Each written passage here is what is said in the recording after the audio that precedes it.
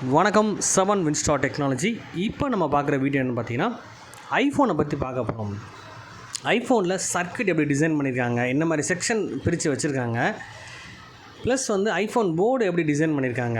ஐஃபோனை service பண்ணுறது கஷ்டமான விஷயமா? இப்போ கீபேட் ஃபோன், ஆண்ட்ராய்ட் ஃபோன் ஓரளவுக்கு பண்ணுறோம் அப்படின்னா, ஐஃபோனை பண்ணுறது ரொம்ப கஷ்டமாக இருக்குது. ஒரு சில தான் படிக்கணும்னு நினைக்கிறாங்க. ஐஃபோனை ரொம்ப ரிஸ்க்கான ஒர்க்காக இருக்கும், மைனூட்டாக இருக்கும் அப்படின்ற மைண்டு தான் அதிகபட்சம் எல்லாருக்குமே இருக்கும்.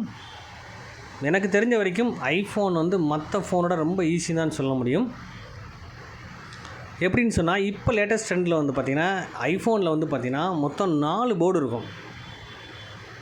இப்போ ஆண்ட்ராய்ட் ஃபோன் எடுத்து பார்த்திங்கன்னா front and back central layer இருக்கும். இது என்ன பண்ணிடுறாங்கன்னா, சென்டரை பிரிச்சுறாங்க. சென்ட்ரல் ஃபுல்லாக பார்த்திங்கன்னா ரீபாலிங் பண்ணக்கூடிய கான்செப்ட் வந்துடுது. அதாவது பால்ஸ் வச்சு அமைப்பாக வந்துடுது. அப்போ நம்ம அதை பிரிச்சிட்டோம்னு சொன்னால், சென்ட்ரல் லேயரை பிரிக்கணும்னா அதுக்கு தனியாக ஒரு மிஷின் இருக்குது. அந்த மிஷினை வச்சு நம்ம ப்ளோயர் மாதிரி நம்ம ஹீட் பண்ணி நம்ம பிரிக்க முடியும். அதை பற்றி எப்படி பிரிக்கணும் அதை லைவாக உங்களுக்கு காமிக்கிறேன். ப்ராக்டிக்கலாக நெக்ஸ்ட் வீடியோவில் உங்களுக்கு முழுமையாக ஐஃபோன் போர்டை எப்படி பிரித்து அந்த 2 போர்டாக பிரிக்கிறது. 2 போர்டை நீங்கள் பிரிச்சிங்கன்னா 4 போர்டாக பிரிஞ்சு வரும் உங்களுக்கு. அப்போ இதில் ஃப்ரண்ட் அண்ட் பேக் சொல்லி நம்ம 4 போர்டாக நம்மளுக்கு இதில் காமிச்சிருக்கேன். பார்த்தீங்களா, அந்த பிட் மேப்பில் இந்த மாதிரி 4 லேயராக பிரிஞ்சிருக்கும் இது உங்களுக்கு. இதில் ஒவ்வொரு பாயிண்ட்டுமே அந்த ஜாயின் பண்ணக்கூடிய பாயிண்ட், அந்த போர்டை கனெக்ட் பண்ணக்கூடிய பாயிண்ட், சென்டர் பாயிண்ட்டை கனெக்ட் பண்ணக்கூடிய அந்த பாயிண்ட்டில் ஃபுல்லாக டெஸ்டிங் பாயிண்ட்ஸ் இருக்கும். இந்த பால்ஸ் வழியாக தான் அந்த மேல் பால்ஸில் கனெக்ட் பண்ணிட்டு ஃப்ரண்ட் அண்ட் பேக் போர்டை ஜாயின் பண்ணுவாங்க. இந்த போர்டில் பார்த்திங்கன்னா சப்ளை லைனும் சிக்னல் லைனும் நிறையா கொடுத்துருப்பாங்க.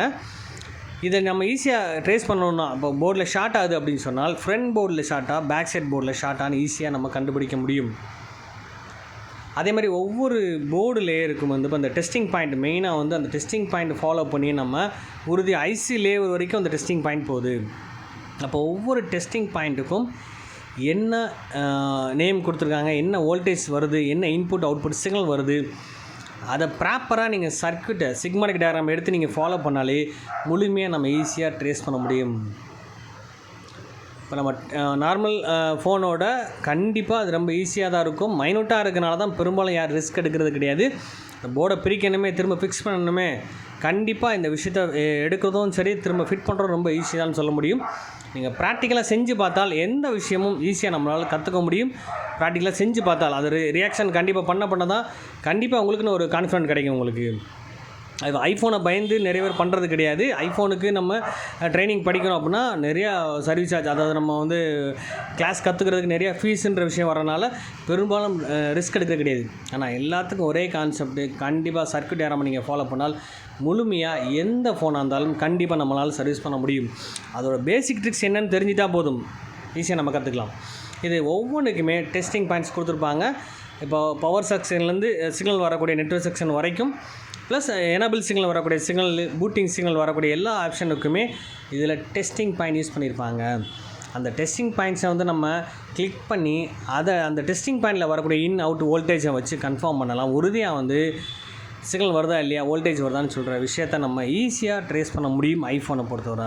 அப்போ என்ன பிரச்சனையோ அந்த பிரச்சனையை ஃபஸ்ட்டு சால்வ் பண்ணணுன்னா கண்டிப்பாக அந்த ஃப்ரண்ட் அண்ட் பேக் போர்டில் இப்போ நீங்கள் அந்த சென்ட்ரல் லேயர் பிரிக்காமலே கண்டிப்பாக அதோட பேக் சைடில் இருக்கக்கூடிய, அதாவது நம்ம சென்ட்ரல் லேயர் பிரித்தா தான் 2 போர்டு பிரியும்.